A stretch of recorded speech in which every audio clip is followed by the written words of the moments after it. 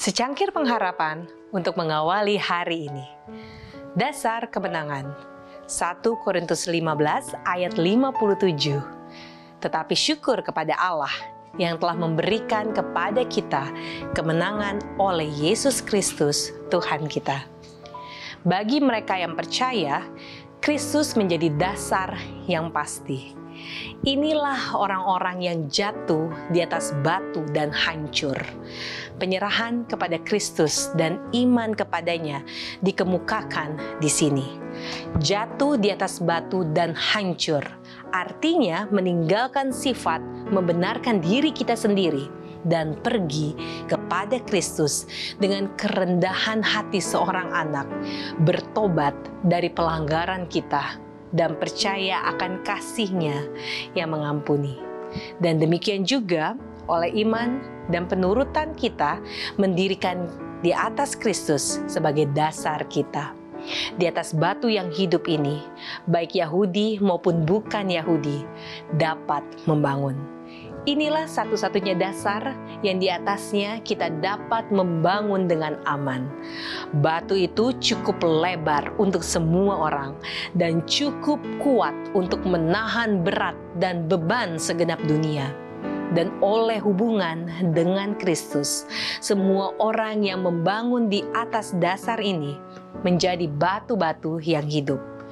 Banyak orang dipahat, digosok, dan diperindah dengan usaha mereka sendiri. Tetapi mereka tidak dapat menjadi batu-batu yang hidup. Karena mereka tidak dihubungkan dengan Kristus.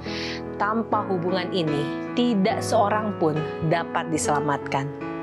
Tanpa hidup Kristus di dalam kita, kita tidak dapat menahan topan penggodaan. Keamanan kita yang abadi bergantung pada cara membangun dasar yang teguh. Banyak orang dewasa ini membangun di atas dasar yang belum diuji.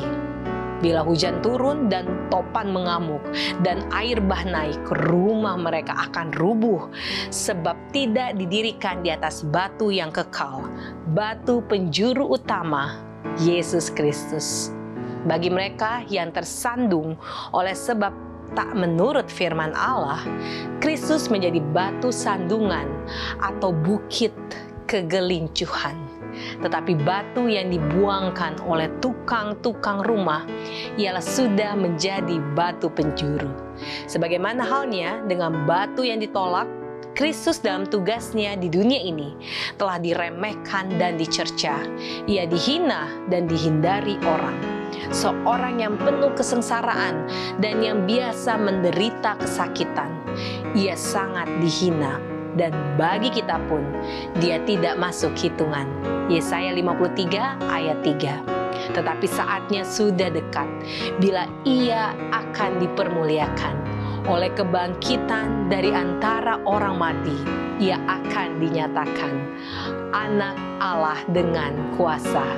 Roma 1 ayat 4. Pada kedatangannya yang kedua kalinya, ia akan dinyatakan sebagai Tuhan surga dan bumi.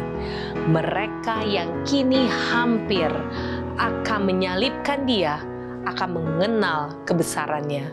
Di hadapan semesta alam, batu yang ditolak akan menjadi batu penjuru utama.